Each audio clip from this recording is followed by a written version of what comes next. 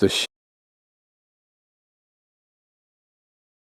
bazillion ant types and kinds all over the world, but this one's kind of novel that I haven't seen before, that it creates a trail, if you will, of openings, and enough so that you see what I'm calling a trail. Now whether it's used as a trail, well, it looks like it is. We can see them moving along there.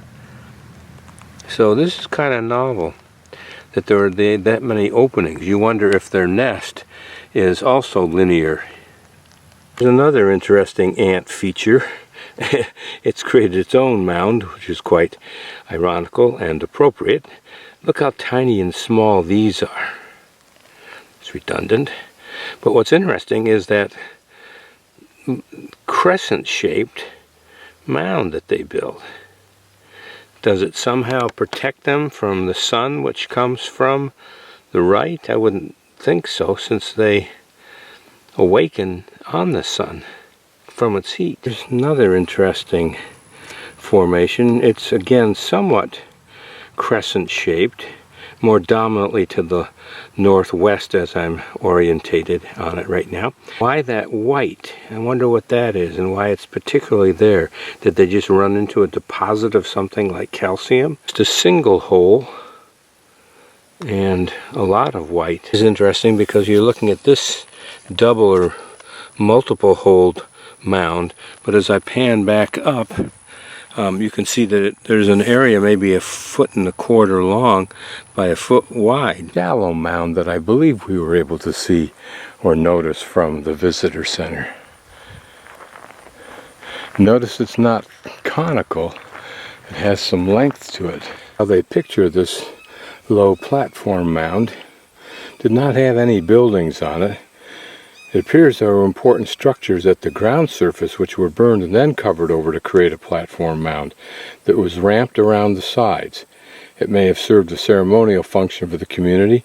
The mound may have been increased over time, but there were no buildings burned on this platform. Apparently this is going to show us a borrow pit, but it's not that huge depression we see there. That has to be more than a borrow pit. The cultures, the dirt was carried in many different types of baskets and trays woven by the Caddo women from grasses, river cane, and tree barks. Local clay was mixed with tempering materials such as crushed animal bone or clay to create ceramic cooking, storage, and serving vessels. And that practice still exists today, apparently. On the slope, yes, we do have a borrow pit. And it's nicely finished off. Of course, erosion would do that naturally and fill it in naturally, so it was probably deeper than what we're seeing. Again, the interesting question is, did they line it with clay, and was the water that collected in here as a small pool significant to their religion? Now we're approaching the burial mound that you can see just about in the center. It's a circle because it was normally of conical design. Well, here we look at it from this side. It's certainly not conical. It might have once been, but it's suffered some kind of activity on it. And also right at the top, I don't know if you can notice it, I'll go a little bit closer, right there, is a depression, some kind of pockmark, whether that's the remnant of excavation or pot hunter crooks. We get a little bit more of a hint of a cone. Now it would have been much taller than this given its wide base. It was about 20 feet tall, 90 feet in diameter at the time when the village was abandoned. Archaeology excavations determined that it was built in successive stages over a period of about 700 years, ending around 13 AD. It contained around 90 bodies and about 30 burial pits.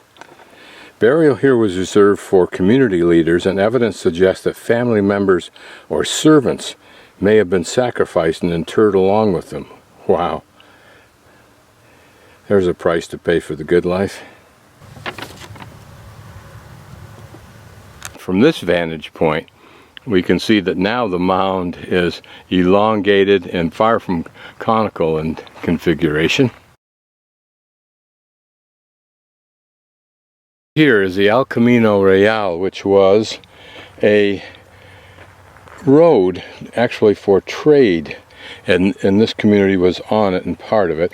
The Spanish, when they came, also used the same road, which originally apparently was just cattle paths that evolved into trade for the Indians and their people, and then ultimately for the Spanish traders.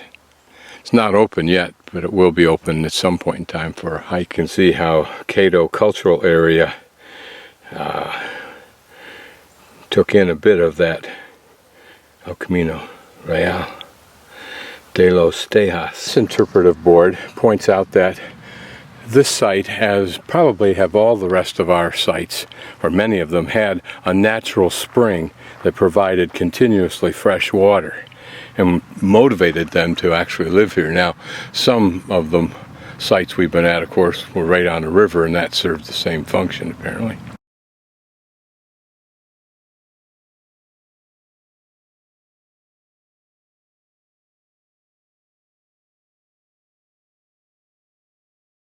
These are reproductions, but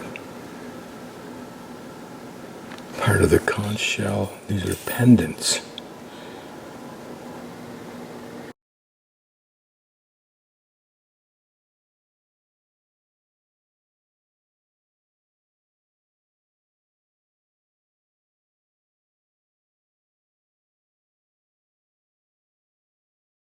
This is the portion we visited first. We walked around Caddo Mound.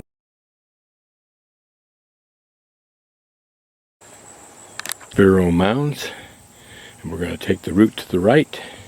And I have this little pathways to prehistory, entering the city of the most powerful people in Oklahoma between AD 800 and 1450. We're off to our either left or right, I don't know which is a river, the Arkansas River. I think it's there. And we're on a natural terrace that followed the river and was an obvious place for such a society. Before us are Ward Mounds 1 and 2.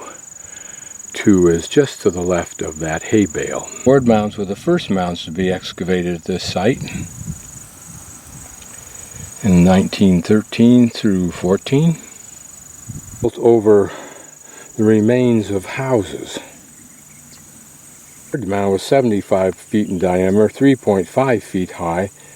The house that the mound covered was an important leader's home, probably used between AD 900 and 1050. Even before, when the leader died, his house was burned down and it was covered by baskets of dirt. Whether he or his remains were in it, it's not clear. Between AD 10,050 and 1350, human burials were placed in graves within these mounds.